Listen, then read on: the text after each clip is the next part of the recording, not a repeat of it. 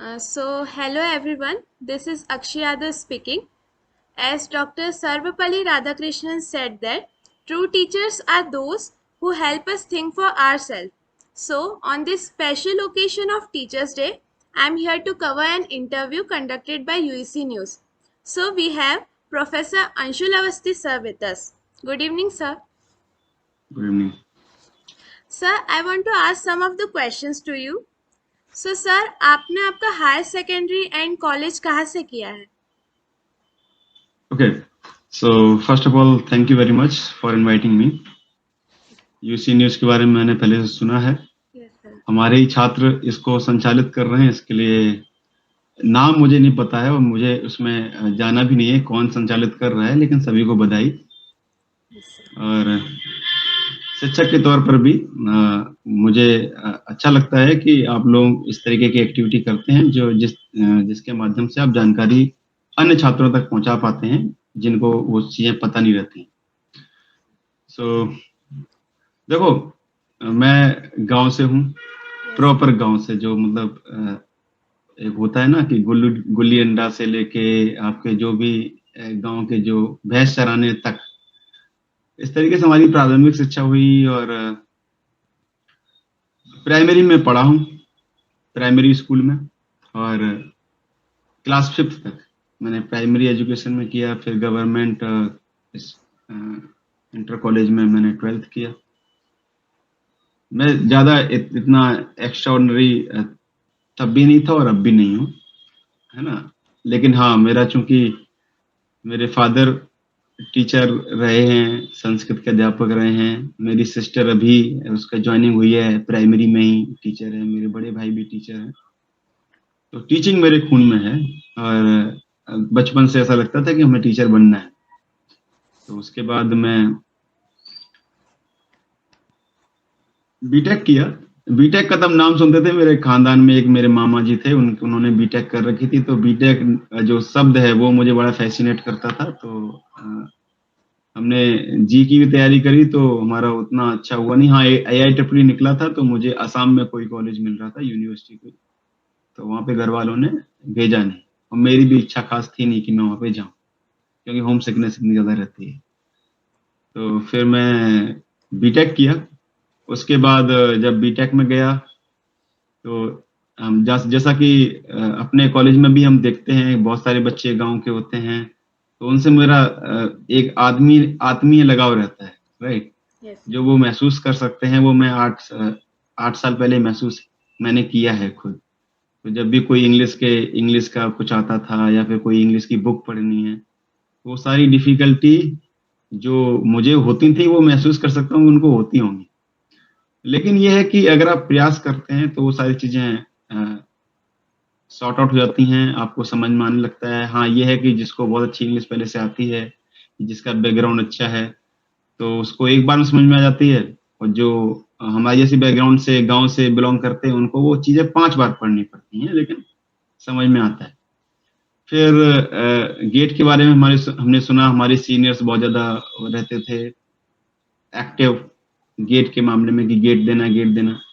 और मुझे केवल गेट इसलिए देना था कि मुझे एमटेक करनी है और फिर उसके बाद पीएचडी करनी है, सो दैट मैं टीचिंग प्रोफेशन में जा सकूँ. तो मेरा बिल्कुल क्लियर था. मैं कभी इधर-उधर देखा ही नहीं कि मुझे टीचिंग प्रोफेशन में ही जाना है. फाइनल ईयर में ही मेरा गेट निकल गया था. IIT BH वहाँ पे भुवनेश्वर में भी मुझे कॉल आया था, लेकिन वहाँ पे मेरा हुआ नहीं. फिर मैंने NIT सूरत ज्वाइन किया और power electronics and drives branch में मैंने एमटेक किया. एमटेक करने के बाद मुझे पहला टीचिंग एक्सपीरियंस मिला. मैं गुजरात पावर इंजीनियरिंग कॉलेज है एक मेहसाणा गुजरात में, तो वहाँ पे मैंने अपनी स्टार्टिंग करी टीचिंग प्रोफेशन की. तब मैं और यंग हुआ करता था, तो मुझे कोई ये मानता नहीं था कि ये पढ़ाने आया है. तो मतलब हमने उनसे बोला भी, मैंने कहा कि आप मेरी शक्ल पे मत जाओ, जब मैं इक्वेशन लिखूंगा तो उसको समझना. तो ये मेरा पहला एक्सपीरियंस था. मैं 1.5 साल वहाँ पे पढ़ाने के बाद फिर इस NPI की जॉब निकली TK3 प्रोजेक्ट के अंतर्गत. इसमें मैं अपीयर हुआ, हमारा इंटरव्यू है NIT में. उसके बाद मैं 2018 जनवरी 2 को उज्जैन इंजीनियरिंग कॉलेज ज्वाइन किया और तब से लेके अब तक तो हूँ और चीजें बेहतर चल रही हैं. Yes sir. तो सर आप मतलब इतने अच्छे डिग्री लेने के, इतने अच्छे कॉलेज से डिग्री लेने के बाद आपको कुछ भी मेगा सिटीज में मिल सकता था जैसे Bangalore and all. So sir आपने फिर भी यहाँ पे रहकर टीचिंग ही क्यों चूज करा फिर? मैंने आपको बताया कि मेरे फादर टीचर, मेरे बड़े भाई टीचर, मेरी सिस्टर टीचर, तो टीचर मुझे बनना था, है ना? ये मेरा मतलब वो था, गोल था कि मुझे टीचर बनना है। हाँ, ओके। ये बात बिल्कुल सही है कि मेरे बहुत सारे दोस्त हैं जो जनरल इलेक्ट्रिकल में हैं, जीई में हैं, या फिर एम्बेडेड सिस्टम में बहुत अच्छा काम कर रहे हैं। मेरे बहुत सारे दोस्त पीएचडी में भी चले गए उस वक़्त। जा सकते थे, और कोई भी व्यक्ति जा सकता है। अब आप अगर इवन आप जब पास आउट होंगे तो हो सकता है आपको, देखिए मार्केटिंग में इस वक़्त क्या है कि आप मार्केटिंग जाएँगे तो आप 8 लाख 10 लाख का पैकेज उठा सकते हैं। लेकिन जब आप कोर में जाते हैं तो आपको बहुत ही बेसिक स्टार्टिंग मिलती है, 3 लाख, साढ़े 3 लाख। लेकिन सस्टेनिंग रहता है वो, काफ़ी लंबा चलता है। तो अगर आपको टेक्निकल एक्सपीरियंस है तो आप बहुत बेहतर कर सकते हो, बहुत ज़्यादा ग्रोथ भी है। आपकी स्टार्टिंग भले ही हल्की हो, 3 लाख, साढ़े 3 लाख से हो, लेकिन मुझे लगता है, जैसा मैंने देखा अपने दोस्तों का, कि 2-3 साल में आप 10 लाख से ऊपर होते हैं। Okay sir. एंड सर जैसे सभी बच्चों के कुछ ना कुछ स्कूल के कुछ किस्से होते हैं, चाहे वो शरारती के हो या फिर कुछ, तो सर आपके भी कुछ ना कुछ रहे होंगे ऐसे, तो क्या आप शेयर करना चाहते हो वो वाले? देखो, मैं आपको एग्ज़ैक्ट नहीं बता सकता कि मैं क्या करता था, लेकिन हाँ, ये पक्का है कि आपकी क्लास में जो पीछे बैठे रहते हैं ना, और बैक जो उनकी बेंचर। जो जो बैक बेंचर, जो उनकी हरकतें होती हैं, उनसे बेहतर हमारी हुआ करती थी, स्टैंडर्ड में, राइट? यस। और पढ़ने का थोड़ा शौक था, मतलब मुझे ऐसा लगा कि जो हम पढ़ते हैं वो पढ़ने का तरीका नहीं है, आप और तरीके से भी पढ़ सकते हैं। जैसे मैं एक एग्जांपल बताऊँ कि हम जब 12th में थे और फिजिक्स सब्जेक्ट था, यूपी में 2 बुक चलती हैं फिजिक्स की, 11th और 12th दोनों बुक, वो बहुत मोटी-मोटी, मतलब बुक को देख के लोग हैरान हो जाएँ कि इस इतना पढ़ना है। और एक बार में पेपर होता था उसका, बोर्ड में। बोर्ड में वो दोनों पेपर होने होते हैं, 11th के और 12th के, सेपरेट नहीं था।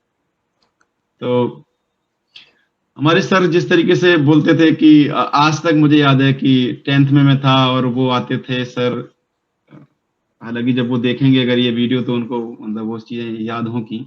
तो क्लास में आते थे और बोलते थे कि नापतौल के अंतर्राष्ट्रीय कार्यालय सेवरेस में स्थित प्लेटिनम इरिडियम मिश्र धातु की छड़ पर अंकित 2 चिन्हों के बीच की दूरी को मानक मीटर कहते हैं, राइट? तो स्टैंडर्ड मीटर की डेफिनिशन थी, और वो ऐसे बोल के बोलते थे कि बताओ बस्ती, क्या होगा?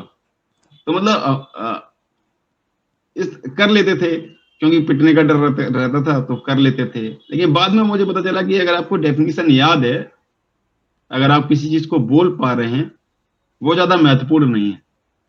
महत्वपूर्ण यह है कि क्या आप उसको महसूस कर पा रहे हैं। आपको पता है, अब मैं उस वक़्त 10वीं में बोल जाता था प्लेटिनम, इरिडियम मिश्र धातु की छड़ पर अंकित, तो मुझे पूरा यकीन है कि मुझे ना प्लेटिनम पता था, ना इरिडियम पता था। लेकिन हाँ, डेफिनिशन पूरी पता थी, यस। और पूरे-पूरे मार्क्स मिले, इस तरीके का।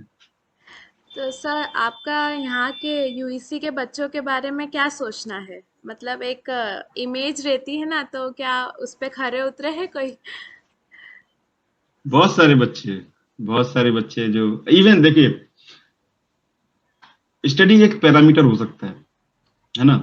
किसी व्यक्ति को तय करने का, किसी व्यक्ति के लिए अपनी विचारधारा बनाने का कि वो कैसा है। आप सभी अच्छे हैं, नो डाउट, लेकिन हम लोग जो टीचर लोग देखते हैं वो यही देखते हैं कि हाँ, कि तुम पढ़ाई में कैसे हो। तो किसी व्यक्ति को अगर हम लोग ये बोलें कि तुम अच्छे नहीं हो, इसका मतलब ये नहीं है वो जीवन में किसी भी फील्ड में अच्छा नहीं है। डेफिनिटली वो किसी न किसी में बहुत बेहतर होगा। लेकिन हम लोगों के चूँकि पैरामीटर्स हैं, हम उस पे देखते हैं। उज्जैन में मेरा एक्सपीरियंस काफ़ी अच्छा रहा। 2018 में मैं नया-नया आया था, तो काफ़ी अच्छे लड़के थे।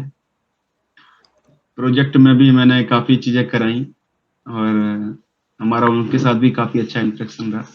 यूसी के बच्चों से मैं केवल एक रिक्वेस्ट करूँगा कि आप मैथमेटिक्स पढ़ें, मैथमेटिक्स, राइट? अगर आप मैथमेटिक्स अच्छी कर लेते हैं फर्स्ट ईयर में, फर्स्ट सेमेस्टर, सेकंड सेमेस्टर, और उसको बहुत अच्छे से करें। मतलब हम लोग जब पढ़ते थे तो 15-15 रफ कॉपी, 15-15 रुपए वाली इतनी मोटी-मोटी आती थी, वो हम लोग भर लेते थे, 15 एक सेमेस्टर में। तो प्रैक्टिस करो, प्रैक्टिस मेक्स मैन परफेक्ट। और मैथमेटिक्स की मुझे थोड़ी प्रॉब्लम लगती है, लेकिन और भी बहुत सारे अच्छे लड़के हुए हैं आपके इलेक्ट्रिकल डिपार्टमेंट में। आप इलेक्ट्रिकल से हैं तो आपको शायद पता हो, अनुपम शुक्ला एक आपके सीनियर थे। अनुपम शुक्ला, वो पास आउट हो गया लड़का। Okay sir. मतलब एक ऐसा लड़का जिसके क्वेश्चन को हम लोग इग्नोर नहीं करते थे। मतलब अगर उसने कुछ बोला है तो इसका मतलब कुछ हमें नोटिस करना चाहिए कि वो बोलना क्या चाह रहा है, इस टाइप के लड़के। तो मेरा ये एक्सपीरियंस रहा है। Yes sir. एंड सर, जैसे स्कूल में सारे बच्चों के कोई ना कोई फेवरेट टीचर रहते हैं, जैसे सारे टीचर अच्छे रहते हैं पर कोई ना कोई एक टीचर ऐसा रहता है जो फेवरेट रहते हैं। तो सर, आपके कॉलेज में या स्कूल में ऐसे कौन से टीचर फेवरेट थे? देखो, प्राइमरी तक तो हम लोग ऐसा फेवरेटिज्म रखते नहीं है। बच्चे उनको तो इंटरवल हो और मतलब उस प्लेग्राउंड में खेलने से मतलब रहता है। लेकिन हाँ, मैं मुझे 9th से पता है कि 9th में जब मैं गया, 9th से 12th, तो वहाँ पे एक महावीर सिंह राजपूत सर थे, मैथमेटिक्स के। मैं उनको अपना भगवान मानता हूँ। जब मैं बीटेक में गया तो हमारे एचओडी हुआ करते थे, इवन अभी भी हैं वो सर, वहाँ पे पढ़ा रहे हैं, mister Firoz Ansari, great teacher. और उन्होंने मुझे ये बताया कि पढ़ते कैसे हैं। और जब मैं कोचिंग करने गया था, इससे मैं एक कदम आगे चला गया। 12th के बाद जब मैं कोचिंग करने गया तो मेरा आईआईटी भले ही ना निकला, या फिर कोई मतलब इतना ज्यादा मेरा कुछ बेहतर नहीं हुआ, लेकिन हाँ, मैंने वहां पे ये सीखा कि पढ़ते कैसे हैं। अजय भागेश्वर नारकर सर हुआ करते थे, बहुत कम उम्र में भगवान ने उनको बुला लिया, और हमारी पूरी श्रद्धांजलि है उनको। उन्होंने मुझे हालांकि कोई पर्सनल, देखिए कोई पर्सनल किसी को पढ़ाता नहीं है कोचिंग में, बहुत सारे लड़के हैं, लेकिन एक हर व्यक्ति अपना अपना तो फील करता है। तो मुझे ऐसा लगता है कि नारकर सर ने केवल मुझे पढ़ाया इस तरीके से, तो उन्होंने मुझे पढ़ना सिखाया। बीटेक में फिरोज अंसारी ओबियसली, और एमटेक में मेरे गाइड, और अब तक मेरे बहुत अच्छे संबंध है सर से, डॉक्टर एम ए मुल्ला।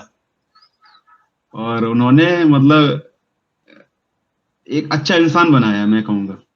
वो CRO, DSO, inverter, converter, chopper, drives, वो तो ठीक है, वो महसूस कराया, लेकिन एक अच्छा इंसान बनाया कि अच्छा इंसान क्या होता सर, हमने आपको बहुत बार गाते सुना है, तो आप बहुत अच्छा गा लेते हो।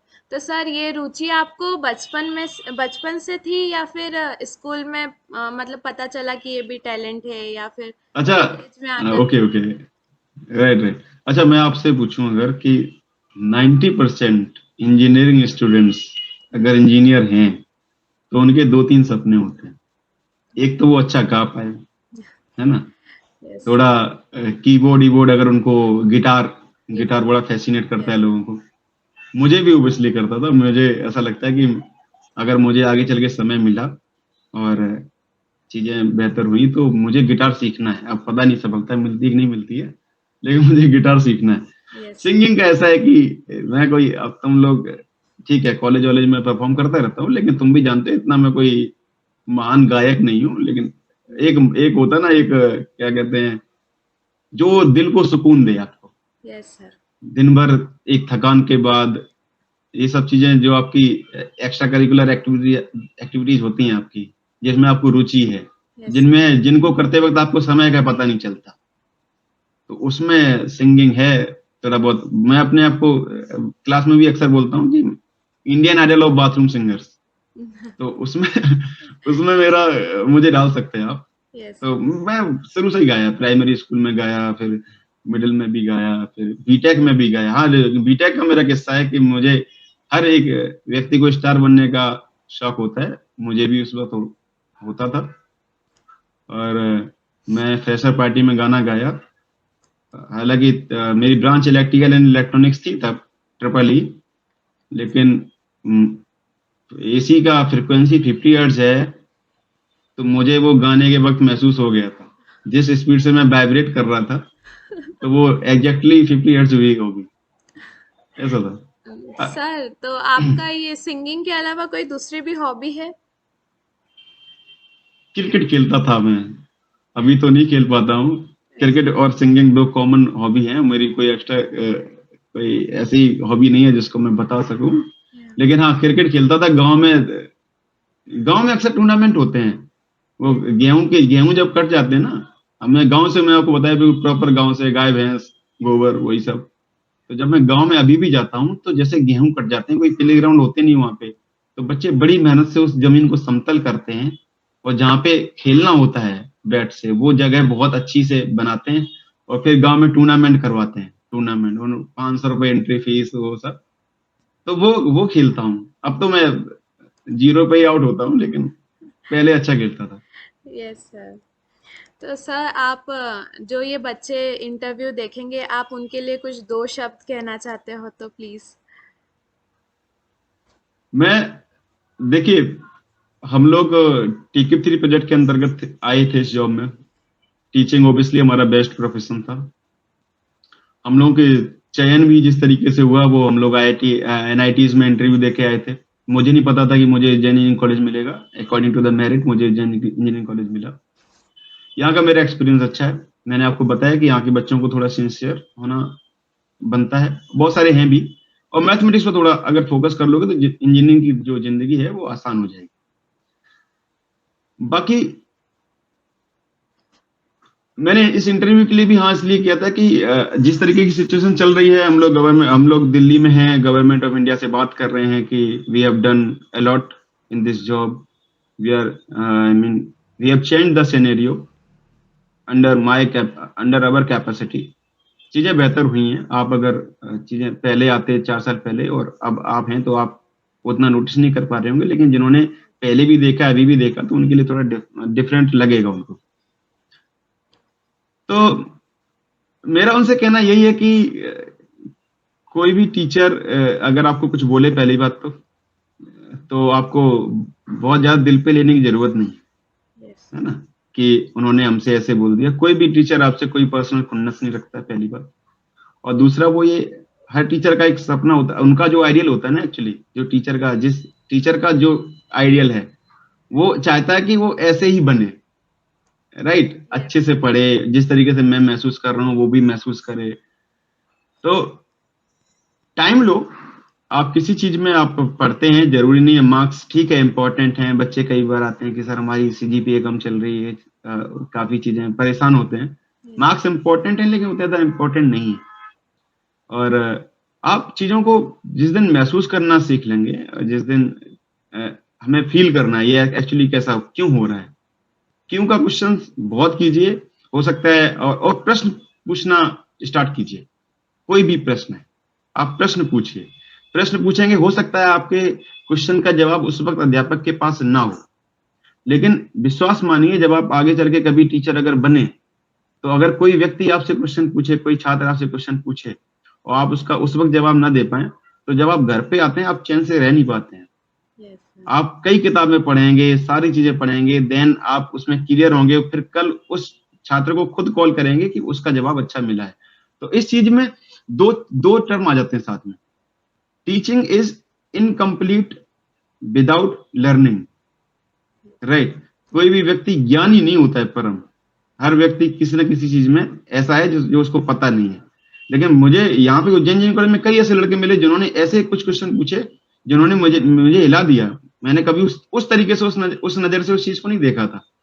यस। तो आप क्वेश्चन पूछिए, आप अच्छे से पढ़िए, टेक्स्ट बुक पढ़िए, जो पतली पतली बुक आती है इंजीनियरिंग में वो मत पढ़िए। तो उससे चीजें बेहतर होंगी। 100% आपको इतनी नॉलेज मिलेगी कि आप एक सब्जेक्ट में अपना व्यू रख सकते हैं, अपना पॉइंट ऑफ व्यू रख सकते हैं। So this is enough, I think. So thank you, sir, giving us precious time. So and happy Teachers Day in advance. Thank Thank you you. Very much. और हमारा आपके माध्यम से यूईसी के सभी छात्रों को मैं क्या बोल सकता हूँ, एक आशीर्वाद। And thank you very much for having me here. I hope आप जिंदगी में बहुत बेहतर करेंगे। आई होप आप उतनी सिंसियरिटी दिखाएंगे। उज्जैन इंजीनियरिंग कॉलेज एक पुराना कॉलेज है, बहुत उसका नाम है, और उसका नाम केवल कॉलेज से नहीं है, उसका नाम आपसे है। तो अगर आप बेहतर करेंगे तो कॉलेज का नाम 100% बेहतर होगा। आप प्रश्न पूछिए, प्रश्न के जवाब नहीं मिलेंगे आपको, 2 दिन बाद मिलेंगे। आप बुक पढ़िए, आपको एक दिन में बुक समझ में शायद ना आए, 5वें दिन समझ में आएगी। आप गाना गाइए, गिटार बजाइए और जिंदगी बहुत अच्छे से जिए हैं, Yes, sir. आप उसको जिए। सो सभी को बहुत-बहुत धन्यवाद। Thank you very much.